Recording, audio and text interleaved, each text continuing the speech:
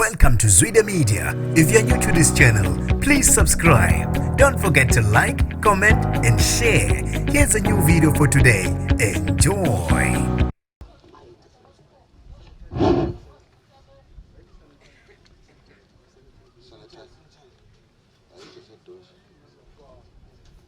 Umuntu obephethe sanitizer uphi?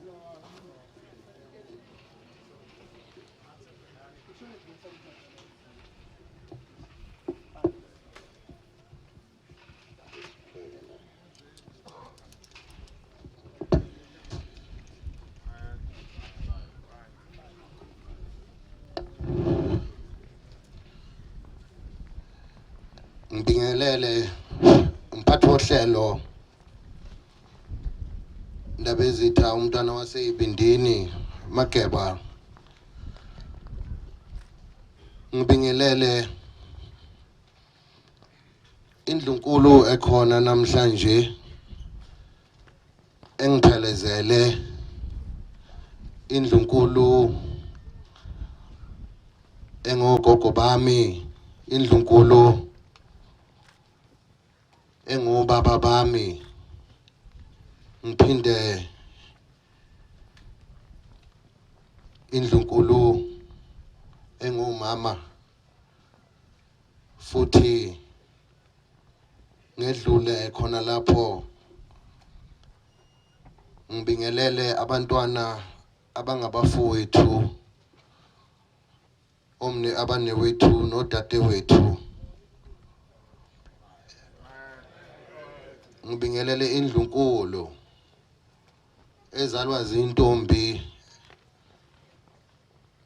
ezingabatwana endlunkulu abangabazabami abakhona nina besilo phakathi kwethu. Ngicela ukuba ngiphakamise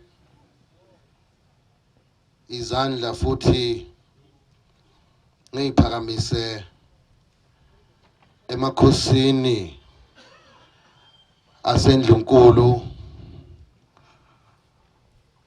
Ngiphakamise amakhosi ngingeke ngiwadalule ngamunye ngamunye. Ngithokozela khona ukuthi amakhosi asendlunkulu yonke imicimbi esithe sabanayo lokhu ibhubesi lebuza amakhosi ahlezi ekhona, amakhosi esizwe. Ngibingelele kakhulu undunankulu wesifundazwe iPhalamende kaZulu Khuzeni ubaba uzikalala. Ngithokoza kakhulu ukuthi ube khona Khuzeni phakathi kwethu. Kusho likhulu ukuthi na siyindlunkulu futhi siyisizwe ukuba khona kwakho. Ngicela ukuthi lapha emakhosini ke ngiphakamise inkosi Chiliza oyisihlalo samakhosi akwaZulu Natali. Ngingethini noma engekho kodwa phakathi kwethu undunankulu kaZulu umntwana wakwaPhindangene ubekhuleke kakhulu kumina ukuthi naye ngenxa yokuxakeka kwakhe nemisebenzi yesizwe uthe ngimbingelele kakhulu kunina Zulu. Ngibingelele izimeya ezikhona phakathi kwethu, umhlonishwa ubaba uMdaka.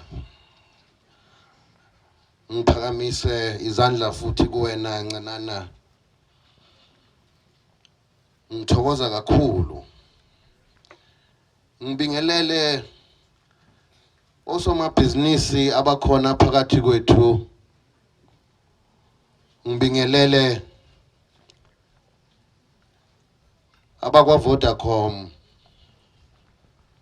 enaziyo sebeke beza khona lapha phambili bazozibika ukuthi nabo bakhona babambisene kanye nathi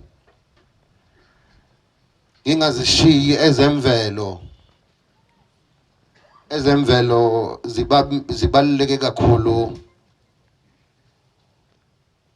ngoba ziningi izindlela esengizihambe nabezemvelo kusukela ekwakheni umuntu oyindoda oyinsizwa ngoba sinazo inhlelo zomhlanga esinazo lapha ekhaya kodwa okuyinsizwa yimasi sakupheka nje ukuthi nakho kungene ohlelweni ngoba sekubonakele esizweni ukuthi lezi intombi eseyikhulisayo ziya emihlangeni kanjalo kusasa abakhwenyana ekumele ukuthi bethathe lezi intombi uthole ukuthi kabafundisekile kahle ngosiko lokuthi umuntu wesifazane uphathwa kanjani. Ngakho ke ngiyathokoza kakhulu kinina bezemvelo ngoba ngiyakhumbula futhi ngeke ngaba nani endaweni yaseHluhluwe la khona sasenza lolo hlelo lokwakha umuntu wesilisa kusukela ebuncaneni bakhe simkhumbuza ukuthi kusasa uzoba indoda kumele ukuthi abe nonkosikazi akwazi ukuthi avikele umndeni wakhe futhi amphathe kahle nowakwakhe. Ngakho ke nina bezemvelo ngithokoza kakhulu ngalezo inhlelo engizisebenza nani nokubambisana nami. Ngibingelele futhi ikakhulukazi ihambeli zethu ezisuka kwamanye amazwe okungosibali bethu esithe sakha nabo ubuhlobo obuhle eminyakeni eminingi edlule esibabiza ngosibali bethu. Nina bokunene abaseswatini abaphekezele okufanele abe uNdlunkulu walapha ekhaya, uNdlunkulu kalamakhubu. Ngiphakamise uNdlunkulu kaMayisela kaSolo. Ngiyathokoza kakhulu uNdlunkulu ukubambisana nami eyikhathini eyinzima kangaka. Uhlezi ukhona eduze kwami ukungiduduza nokusho ukuthi uNkulunkulu ukhona. Ngakho ngiyathokoza Ndlunkulu. Ngiyazi lezi inhlelo engikhuluma ngazo zabezemvelo ukuthi sizisebenza kanye nawe kuyinto esenhlizweni yakho ukuthi usebenze imisebenzi yesizwe. Nina besilo usuku lwanamhlanje mina nje lungilethela imizwa eminingana ngoba ngiyazi ukuthi kule minyaka emibili edlule kade kume umdlokombane uvukudla amadoda lapha engimikhona namhlanje. Esasingazi ukuthi isizwe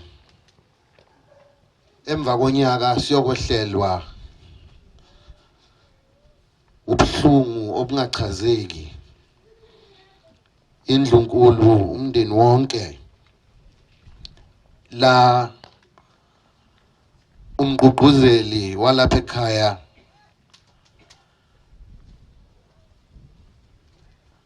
ehambisana nohlelo lokuthi kumele izinto zethu zihambe kanjani indlovukazi umntwana enkosi engizalayo balandelana eduze.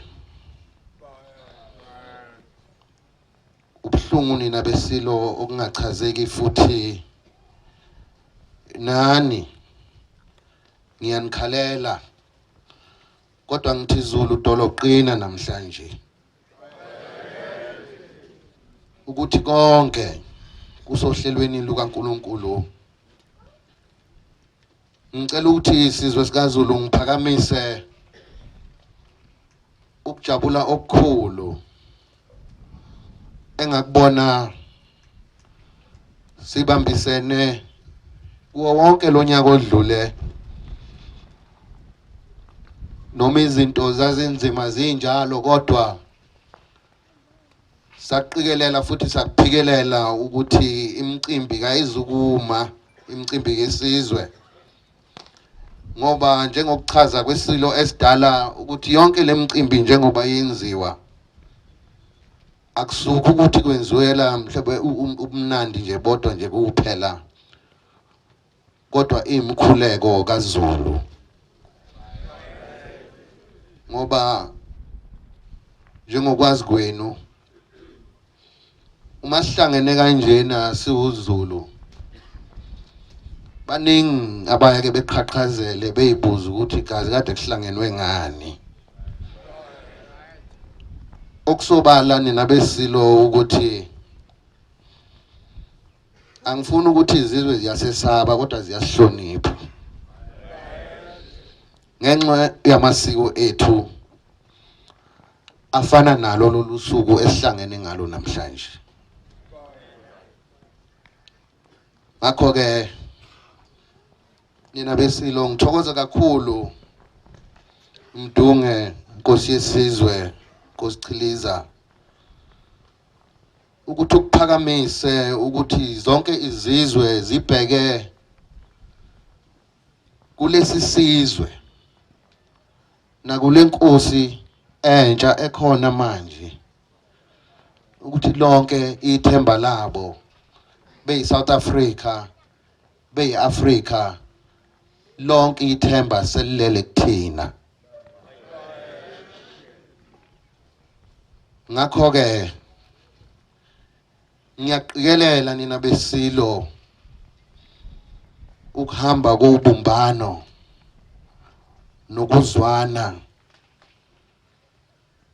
Ngiyazi ukuthi kuningi obe kuniphatha kabi kulezi nyanga eziningi ezedlule ngenxa yokudideka emndenini wobukhosi bukaZulu nangokungaboni mhlawumbe ngasolinye, kodwa siyambonga uNkulunkulu ngoba lokhu engake ngakusho siseKhenani la ngangibizwe khona yonyazi lwezulu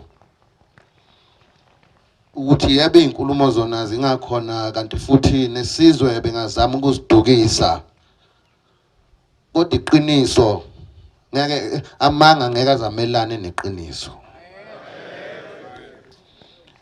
Nina besilo ngithokoza kakhulu emabuthweni kaZulu, nina besilo amabutho esihlalweni ayinsika futhi ayudondolo lesihlalo. Ngakho ke nani mabutho kaZulu ngiyanibonga kakhulu. Ngangiqala ukubona ibutho elingaka esandlwane lokhu ngazalwa kuyo yonke lemicimbi kababa kade khona ubaba.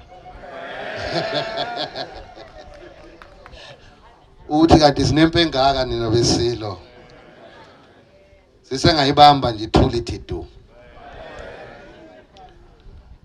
Angizuyifaka.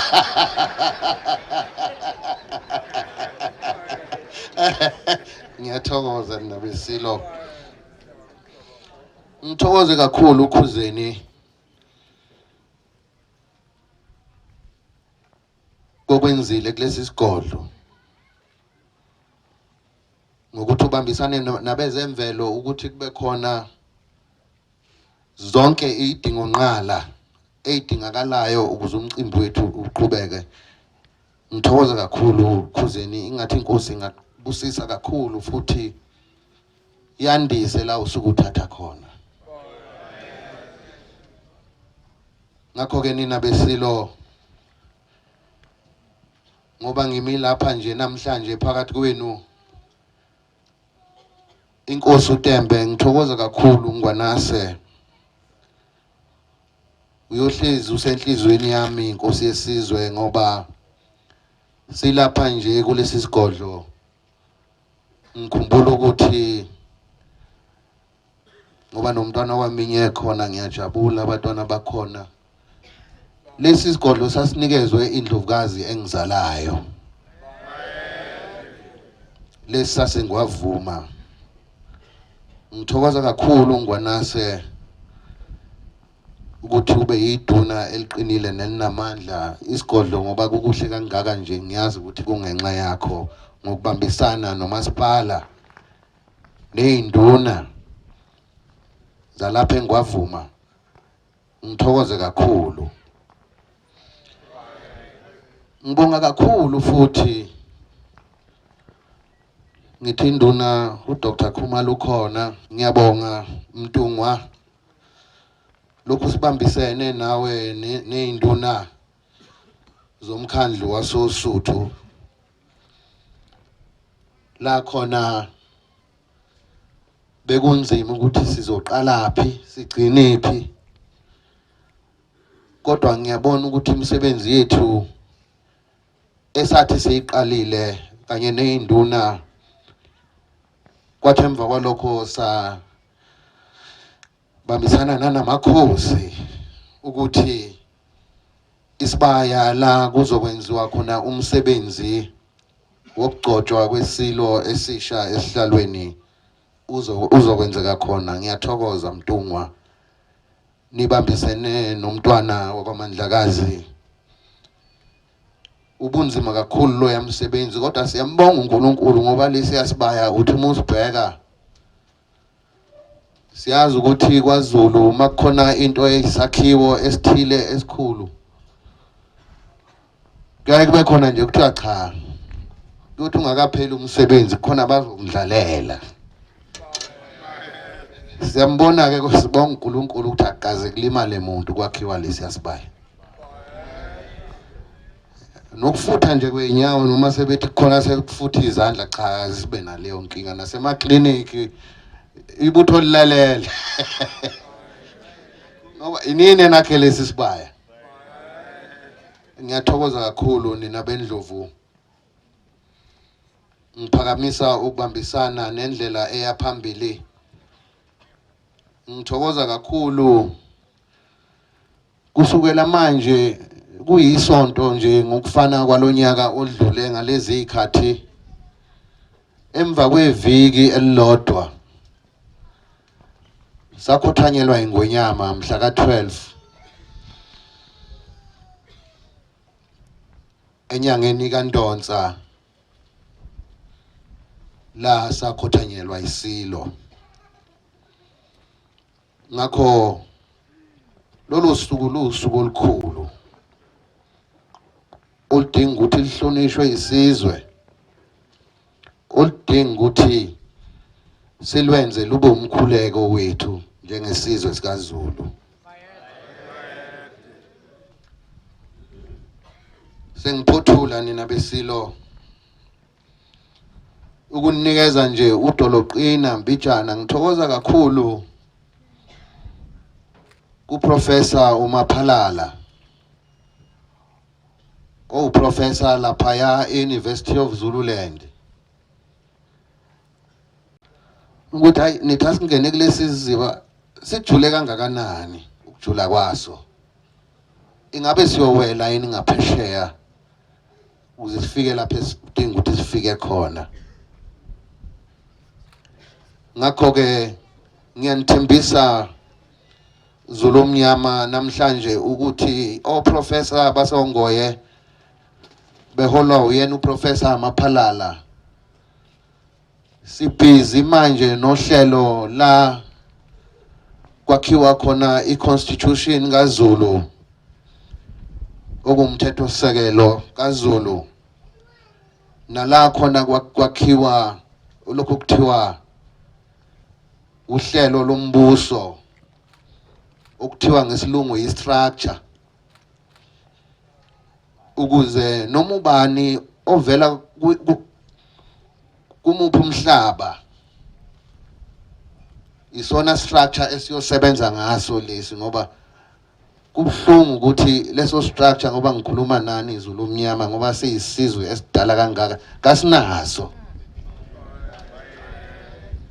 okuyinto ke kulesikhathi samanje edingakalayo ukuthi sihlonipheke singadeleleki kuthi noma kuphasiswa imithetho lapha eParliament sibe nathi nabantu bethu abazokwazi ukubuza izinto ukuthi awu lokho nikuvumele kanjani ngisengathi akuhambisani nosiko lwethu ngoba ngenhlahla yethu siyisizwe esibusa ngaphansi kwentando yeningi sinalo ilungelo lokubuza la singaboni kahle khona ngakho ke lezo inhlelo ngibambisene no professor base Zululand engicabanga ukuthi nabase UKZN basazongenelela nazo zonke futhi incithabuchopho ezikhona esizweni sikaZulu nokuhlanganisa kanye nondunankulu uNkulunkulu asisize amgcine size siphothule yonke lemisebenzi yesizwe ukuze indlela eyaphambili kuleminyaka eyikhulu esiya kuyo konke kuhambe kahle